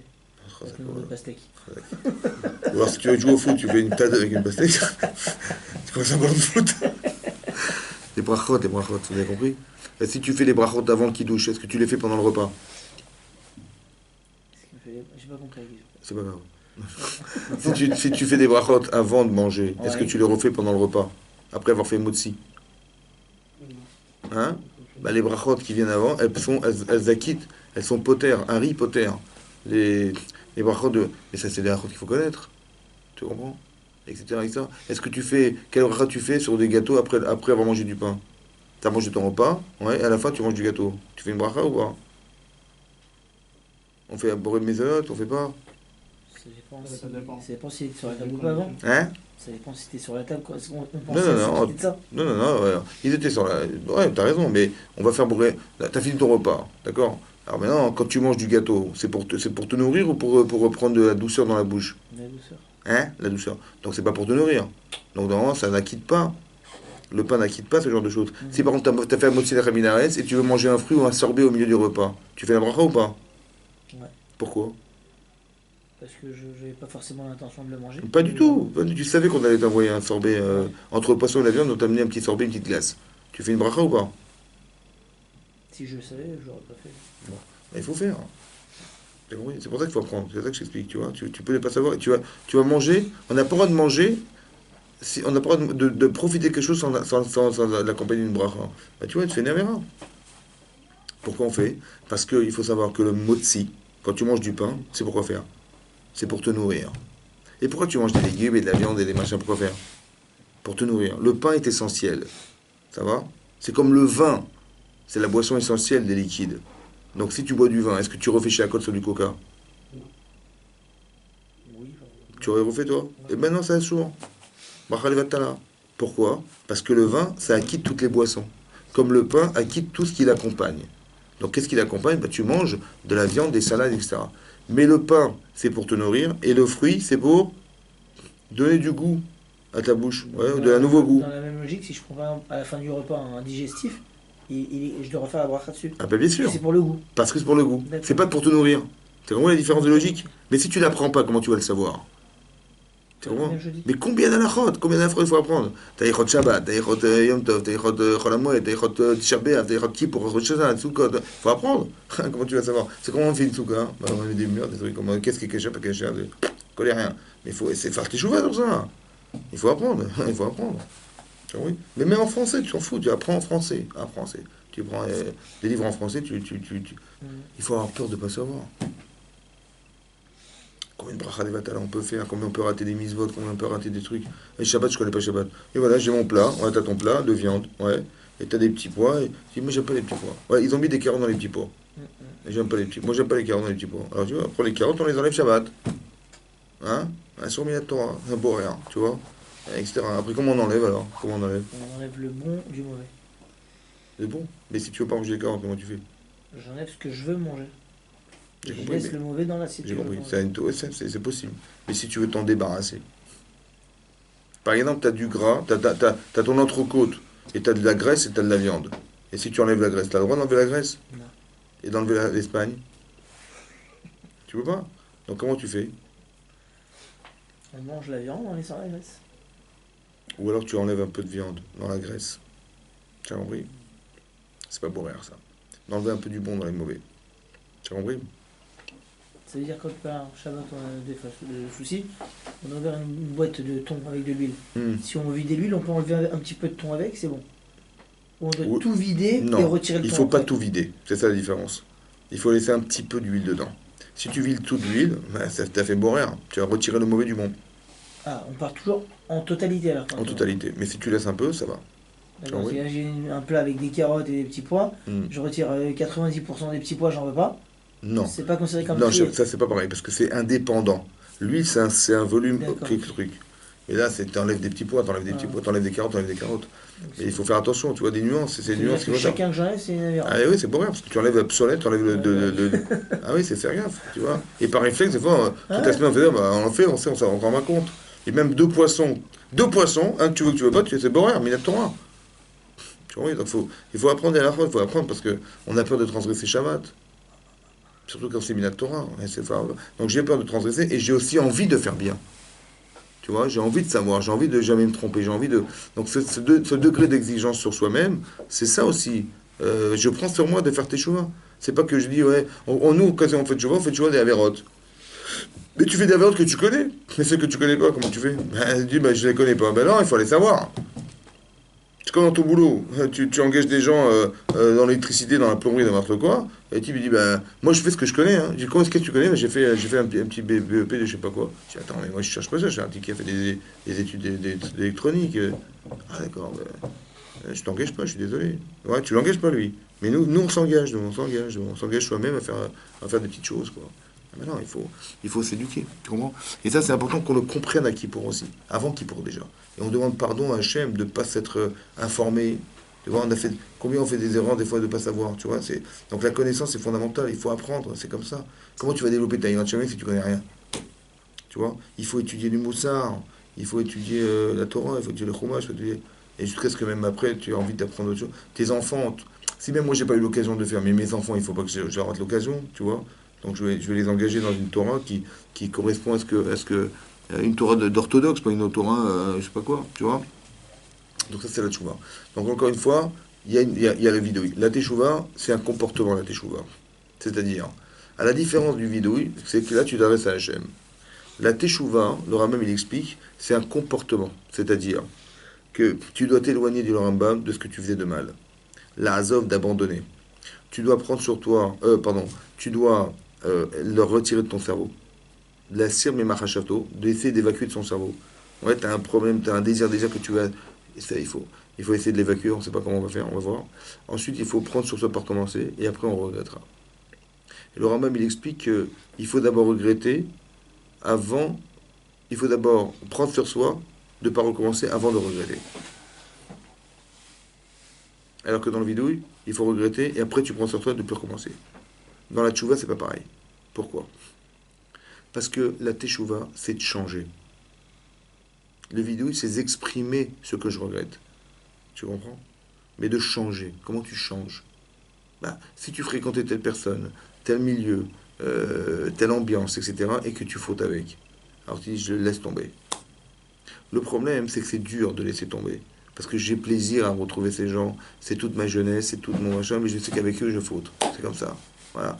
C'est ce milieu-là qui pollue ma vie. Et alors, tu aurais dit, écoute, laisse tomber. Abandonne. Vis autre part.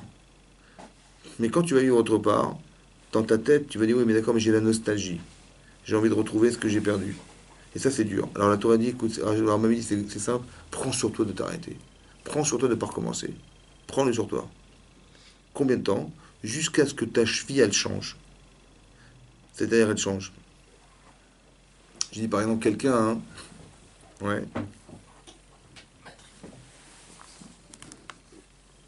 quelqu'un qui est un délinquant, ouais, quelqu'un qui est un délinquant, il a fait des bêtises dans sa vie, il s'est drogué, il a vendu de la drogue, il a gagné beaucoup d'argent parce qu'il travaillait à mi-temps, il gagnait 35 000 euros par mois, à mi-temps, tu vois, il vendait de la drogue.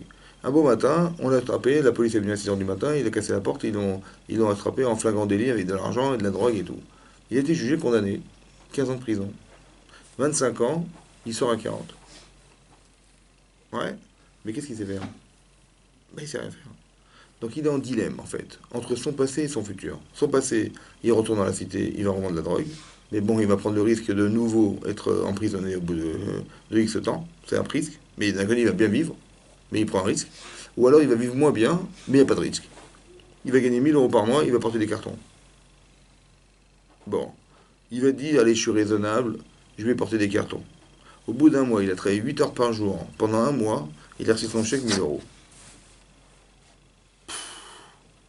Il a commencé à... Oh là là, ça monte là, tu vois. Il s'est dit, oh là, mais qu'est-ce que je fous là? Mais j'aurais jamais dû rester. Mais qu'est-ce que c'est quoi ce choix de fou là? 8 heures par jour, 1000 euros, mais je gagnais 50 000, 40, 35 000 euros, j'ai mi-temps. Et j'avais rien à faire. Tu vois? Donc cette trotte, en fait, il est tiraillé entre son passé et son présent. Qu'est-ce que le Rambam il dit? Azov et prends sur toi de ne pas recommencer. Combien de temps? Jusqu'à ce que tu commences à vivre autre chose. Laisse-toi le temps de vivre autre chose. Et tu vis autre chose. Et tu vis. Et tu fréquentes plus ces gens-là. Et tu continues. Et c'est dur. Et c'est machin. Et c'est dur parce que tu es tiraillé entre ton passé et ton présent. Après, tu te maries. Après, tu te maries. Tu as des enfants. Et tu t'installes. Et tu t'achètes un pavillon. Et tu t'as réussi à te retrouver le crédit, de trouver machin, à tout trouver. Et c'est passé 10 ans entre ta sortie de prison et le moment où tu dis à tes gosses, allez jouer dans le jardin sur une balançoire. Et tu vois tes enfants qui jouent sur la balançoire, et tu es devenu quelqu'un d'autre. Et tu dis, mais je regrette d'avoir été le premier. Tu as compris? Mais c'était dur parce qu'il fallait tenir, tu vois. Il fallait que tu changes ta vie. Il fallait que tu vis dans un autre contexte qui va, lui, te permettre de regretter ton passé. Tu as compris ça? Quand tu rentres dans la Torah, tu fréquentes des gens religieux, tu fréquentes des machins, et après tu dis, mais c'était ça qu'il fallait que je vive depuis longtemps, tu vois. Et c'est là que tu dis, mais qu'est-ce que j'ai perdu mon temps? Mais pour le comprendre, il faut le vivre. Tu peux pas dire à la sortie de prison de quelqu'un, tu dis, écoute mon chéri, c'est simple, tu sais quoi? J'ai un programme. Tu vas te marier, tu vas travailler, tu vas gagner 1000 euros, mais c'est pas grave, tu vas te marier, tu auras des enfants, tu vas t'acheter ton pavillon, et tu verras tes enfants à la fenêtre qui jouent dans la balançoire, tu verras comment tu vas être heureux. Le type vient de sortir de prison, il dit, mais attends, je vais envoyer qu'est-ce que tu me racontes là? C'est-à-dire que tu peux pas le comprendre si tu l'as pas vécu. C'est-à-dire que ce que dit le Rambam, qu'il faut prendre sur soi, c'est net et clair et net que c'est que dans cette mesure-là que tu peux changer. Parce que sinon, si tu craques, tu vas retomber dans ton passé et tu vas faire des bêtises de ta vie. D'accord? Pour regretter son passé, il faut être une autre personne. Mais pour être une autre personne, c'est la teshuva, il faut changer d'attitude, il faut changer d'environnement, il faut changer de personne, il faut changer, voilà. Il faut étudier la Torah, se renforcer, faire du moussard, parce que c'est tellement dur de tenir. Il faut tenir, c'est ça le plus dur, de tenir. En attendant que... Et c'est de cette manière que tu vas évacuer de ton cerveau le désir que tu avais au départ. Maintenant, tu dis, mais ce désir, il était faux. Et ce désir, il m'a trompé, et je me suis fait avoir. Mais c'est que de cette manière, en mettant autre chose à la place du désir premier, que tu vas comprendre que ta vie, elle a changé. Tu vois? Mais si tu mets rien en face, si tu combles pas par autre chose, ben, évidemment, tu es happé par le désir de retrouver ce que tu avais de mieux pour toi. De toute façon, tu sais rien faire d'autre. Tu vois, je veux dire? Ou alors tu sais pas vivre autrement. Toi, tu as toujours vécu comme ça, avec des gens comme ça, dans ce milieu-là, tu parles comme ça avec eux, tu as vécu comme ça. Donc c'est très dur de changer. Mais il faut se dire que maintenant, j'ai un repère positif de ma vie. Je vais m'acharner à pouvoir l'obtenir. Et je vais tenir, et je vais tenir. C'est très dur parce qu'il faut pas que je lâche, il faut pas que je retourne dans mes travers, il faut pas. Et je m'inspire des émotions que j'ai vécues, ouais, pour pouvoir tenir grâce à ça, tu vois. Enfin, tu vas te rappeler de ce que tu as vécu à Rosh Hashanah. Tu as vu l'ambiance qu'il y avait, tu as vu le truc, ça t'a touché, mais tu te rends compte de ça, c'est la Gdoucha. Et tu vas le perdre, ça? Non. Tu vois. Donc tu gardes en souvenir ça jusqu'à quand? Jusqu'à Pessah. Et après, il y aura Pessah. Et tu vas te dire Pessah jusqu'à Rosh Hashanah. Et après, tu recommences, et tu recommences, tu vois. Toujours ces émotions, cette mémoire des émotions que tu as vécues, qui te maintiennent dans ta tzidkout, et qui t'empêchent de dire non, je ne veux pas trahir Hachem, je ne veux pas trahir ce que j'ai gagné, je ne veux pas trahir ce que j'ai, les acquis que j'ai, non, je ne veux pas. Et je ne veux pas les perdre, tu vois. Quelqu'un qui fait teshuva, parce que voilà, il sait que c'est la vérité, mais qui ne regrette pas son passé forcément. C'est pas une vraie teshuva, ça veut dire? Ben non, parce que c'est contradictoire normalement. Et Parce qui que, fait le tien, simplement pour parler attends, quand même avec travers du on passe passé. son passé, c'est un passé de faute. Oui, je parle d'un passé de faute. Donc si tu regrettes pas, si on regrette pas, c'est que... En fait, il regrette. Ouais, je sais parce que j'ai rencontré quelqu'un qui disait ouais, moi avant ma teshuva, je faisais ça, mais on sentait qu'il y avait un plaisir dans ces discussions. Est-ce qu'on peut considérer que c'était une fausse teshuva? Ben oui, parce que si on a plaisir à se rappeler, c'est qu'on n'est pas contredit. Tu peux pas te dire j'ai du plaisir à faire une avéra. Tu sais quoi? En vérité, avant, je volais de l'argent dans le portefeuille de ma mère. Et je volais de l'argent dans le portefeuille de ma mère, tu vois. Et c'est comme ça que j'ai acheté ma maison. Tu comprends? À force de piquer, j'ai piqué, tu vois. Je suis content. Mais comment tu peux être content? C'est honteux. Tu comprends? Comment tu peux trouver du plaisir dans la honte? C'est pas possible. Si tu peux pas trouver du plaisir dans la contradiction de tes actes. Donc c'est-à-dire que, au contraire, si j'ose même pas en parler, tu vois. Et surtout, je voudrais surtout pas que tu m'en parles et que tu me rappelles ce que j'ai fait. Surtout pas. C'est un travers que la personne elle a, mais elle sait que c'est quelque chose de pas bon, mais c'est quelque chose qu'elle apprécie, par exemple. Un voleur, mais c'est une obsession. Il va voler avec plaisir. Mais comme il sait que c'est pas bien, et que Kadosh Baruch Hu dit ne pas voler, il ne va pas voler. Est-ce que c'est pas plus fort, ou est-ce que c'est vraiment comme si qu'il faisait rien? Non. Il se bat quand même contre son Yetzirah, quand même. Mais non, bien sûr, tu as raison. Mais bien sûr qu'il y a des niveaux d'intensité. Comme je te dis, il y a un regret intellectuel et un regret émotionnel. C'est de l'intensité, tu vois. Mais combien il y a de degrés d'intensité? Bah, tu vois, le petit, il peut te dire, c'est vrai que c'est un saut, mais bon, quand même, tu vois, c'est quand même plaisant, quoi. Faut pas exagérer. Tu vois, donc il y a un problème parce qu'il n'a pas compris fondamentalement en quoi c'était grave. Puisque le plaisir, il l'a conservé. Alors que le plaisir, c'est lui qui le happe, qui va le happer pour l'amener à la Vera. Tu comprends? Et c'est ça qu'il faut qu'il regrette ce désir. On ne peut pas regretter ce qu'on a subi. Par exemple, un type, il a vécu à tel endroit, etc. Il n'a rien choisi, il n'a ni choisi ses parents, ni ses personnes. Il ne peut pas regretter, c'est pas lui. Mais par contre, je peux regretter l'influence. Tu vois, dans tel milieu, des parents pareils, des machins comme ça, j'étais influencé, manifestement pas dans le bon sens. Je regrette d'avoir vécu cette influence et je vais faire en sorte d'être capable de vivre autre chose. Ça, je peux regretter. Je peux pas regretter mes choix parce que c'est pas les miens, mais je peux regretter les influences que j'ai vécues à l'époque. Tu comprends ça? Maintenant, je vais me battre contre ces influences pour les modifier et vivre positivement ma vie. Ou m'en inspirer pour ne jamais être cet homme. Par exemple, il avait des mauvais parents, des mauvaises influences, des mauvais milieux. Il dit, bah, tiens, je vais m'inspirer de ça pour faire l'inverse de ce que j'ai su. Parce que j'ai un repère émotionnel qui me permet de dire, non, non, c'est terminé, je sais que ça, c'est la mauvaise route et ça, c'est surtout pas ce qu'il faut faire. Donc, je conserve cette sensibilité-là au service du bien. Mais je peux pas prendre du plaisir. Tu comprends, c'est pas possible. Parce que si je prends du plaisir à me dire, tiens, c'était superbe, c'est-à-dire que tu regrettes rien, quoi. Tu vois, simplement, intellectuellement, tu dis, bah, bon, la Torah à l'intellect, qu'est-ce que tu veux que j'y fasse? Tu vois? Comme je vais faire des mises-votes, je dis, bon, j'ai les boules, mais qu'est-ce que j'y fasse? Sinon, je vais le guinam. Bah, c'est pas comme ça qu'on fait les mises-votes. Tu comprends? Il faut arriver à être épanoui et comprendre le sens des choses. Et vivre de façon cohérente. Parce que la Avera, ça n'amènera à rien. On ne peut pas s'épanouir dans une Avera. On ne peut pas s'épanouir. La Avera n'a pas d'avenir. On ne peut pas avoir d'avenir. Tu ne peux pas penser qu'une Avera qui est respectée dans la Torah, elle ne peut pas continuer à exister. Parce que c'est dans l'intérêt de soi. C'est dans l'intérêt de soi et donc c'est dans l'intérêt de ce qui ne fait pas exister la personne. Au contraire, l'existence, c'est de vivre avec les autres. Exister, c'est vivre à l'extérieur. Mais lui, il vit que dans l'intérieur. Il s'en fout des gens, lui. Tu vois, il profite des gens pour lui. C'est pas viable. On ne se fait pas des amis en étant égoïste. On ne se fait pas des amis en étant hypocrite. On sait pas. Donc ça, c'est la vera. Tu vois, le caractère manifeste de la manière dont je manifeste ma relation à l'autre, elle se sent. C'est sincère, c'est pas sincère, c'est égoïste, pas égoïste, c'est de l'exploitation d'autres, tu le sens tout de suite. Bah, on n'est pas des amis avec ça, on peut pas faire. Il n'y a pas d'amitié qui va se créer là-dedans. Tu vois, au contraire, ça va créer de la haine, ça va créer de la jalousie, ça va créer de la rancune, ça va créer de la vengeance, mais ça ne va pas créer des misotes, ça. Tu vois. Donc ça, c'est des systèmes qu'il faut comprendre. Quelqu'un qui fait de la shonara, il isole les autres. Tu vois. Et il margine les autres. Il est orgueilleux, il ose dire du mal de ce qu'Hachem a créé. Mais c'est grave, tu vois. Donc je dois avoir honte de ce que je dis. Tu vois. Mais comment j'ai honte? Parce que je sais la valeur que représente l'être humain. Je sais l'intérêt, l'investissement qu'Hachem il a mis pour que cet homme il soit ce qu'il est. Comment moi j'ose me moquer de lui, ça c'est infernal, tu vois. Donc c'est ça les valeurs. Et ça se développe, ça, tu vois. Donc il faut faire tes chouvas sur ce qu'on a raté. Il faut faire tes chouvas sur ce que je sais pas. Il faut faire tes chouvas sur le désir d'apprendre et de savoir et de se parfaire, tu vois. Et ça, c'est quelque chose qu'on doit développer. Quand tu as vu l'ambiance que tu as pu vivre à Rosh Hashanah, et c'est des gens qui ont abouti à quelque chose, ils ne sont pas venus comme ça, tu vois. Ben, ça donne envie d'être comme eux, tu as envie d'évoluer, de pouvoir que cette simra, elle continue dans ma vie, tu vois. Pas qu'elle s'est arrêtée pendant 2 jours et puis après ça s'est arrêté là, non. J'ai tellement envie que ces souvenirs, je les garde en mémoire et que ça soit un booster pour que ma vie, elle soit heureuse, elle soit toujours dans l'épanouissement le plus complet, tu vois. Ça, je le conserve, parce que c'est mon repère.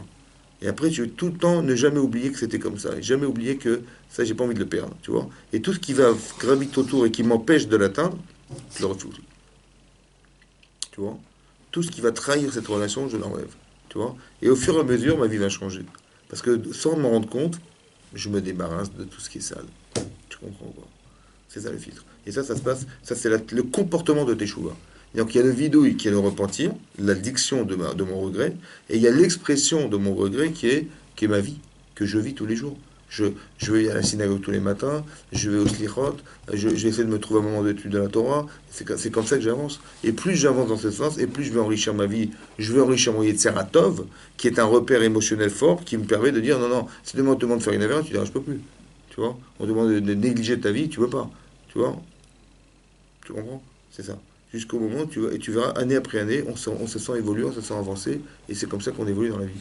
Tu vois, en se donnant les moyens d'être bon, et en refusant de tendre vers le mal. Et c'est comme ça qu'on nourrit le bien, et qu'on arrive à des tzadikim, c'est ça qu'on espère à Kippour, tu vois. C'est ça qu'on demande à Rosh Hashanah, et c'est ça qu'on espère à Kippour. De faire une teshuva sincère, ouais, prononcée, qui fait que j'ai des acquis, je sais ce que je vais gagner, j'ai une valeur juive forte en moi, je sais que mon partenaire c'est Hachem, que ma teshuva, elle n'est pas simplement d'avoir bonne conscience et de dire voilà, j'ai fait mon boulot et je suis tranquille, non, c'est de retrouver Hachem.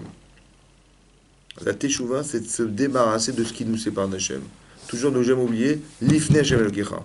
Je veux retrouver Hachem, je veux vivre avec, je veux arriver à l'amour d'Hachem, je veux arriver à Hachem. Parce qu'on va retrouver Hachem un jour à la fin de sa vie. Donc je veux arriver à ce contact, ouais, permanent, et c'est ça que je cherche à faire. C'est pas d'avoir bonne conscience, je fais des mises-votes parce qu'en fait je suis tranquille. Si un jour Hachem me demande quelque chose, je dirais voilà, j'ai fait ce que tu m'as demandé, Je suis arrivé devant le patron, j'ai écouté, moi j'ai fait ce que vous m'avez demandé, ne me reprochez rien. Tu vois? Non, c'est pas ça la teshuva. La teshuva, c'est pas d'avoir bonne conscience. La teshuva, c'est de retrouver ce qu'on a perdu. C'est comme dans une relation de couple. Je vais pas dire à ma femme, écoute, je suis désolé, pardonne-moi, c'est bon, on oublie tout. Ça va? Non, c'est que je veux retrouver son amour. C'est ça le problème. Tu vois? J'ai envie qu'elle m'aime comme elle m'aimait avant, pas comme elle m'aimait Hélène, mais comme elle m'aimait avant, pour pouvoir retrouver une relation qui a disparu. C'est ça. Mais avec Hachem, c'est pareil. On s'inspire de sa vie de couple pour savoir que Hachem, c'est exactement la même chose. Pas de dire à Hachem, pardonne-moi comme ça marche pas. Avec ta femme, tu fais ça, tu te fous du monde. Ouais. Ou avec ton mari, c'est pareil. Tu vois? Simplement comprendre qu'il faut sincèrement retrouver une relation perdue. Et c'est ça la véra qui nous a séparés et la misère qui nous rattache. Et donc toute la véra qui nous détache, je vais essayer de recréer le lien, c'est ça. Et ça, c'est à qui pour que ça se passe. C'est qu'à qui pour. C'est pour ça qu'il faut bien réfléchir et sincèrement s'investir dans ce jour parce qu'il n'y a qu'à qui pour que ça se passera. Après, c'est trop tard et avant, c'est pas le moment. Donc c'est bien de se conditionner pendant cette période d'aujourd'hui à Siratim et Teshuvah, c'est de se renforcer pour que je sois prêt le jour de Kippour et je ferai une vraie Teshuvah et je m'engage vraiment, je ferai un vrai vidouille. Sincère, tu vois. Et donc ça se construit, ça se réfléchit. Hazak ou Baruch.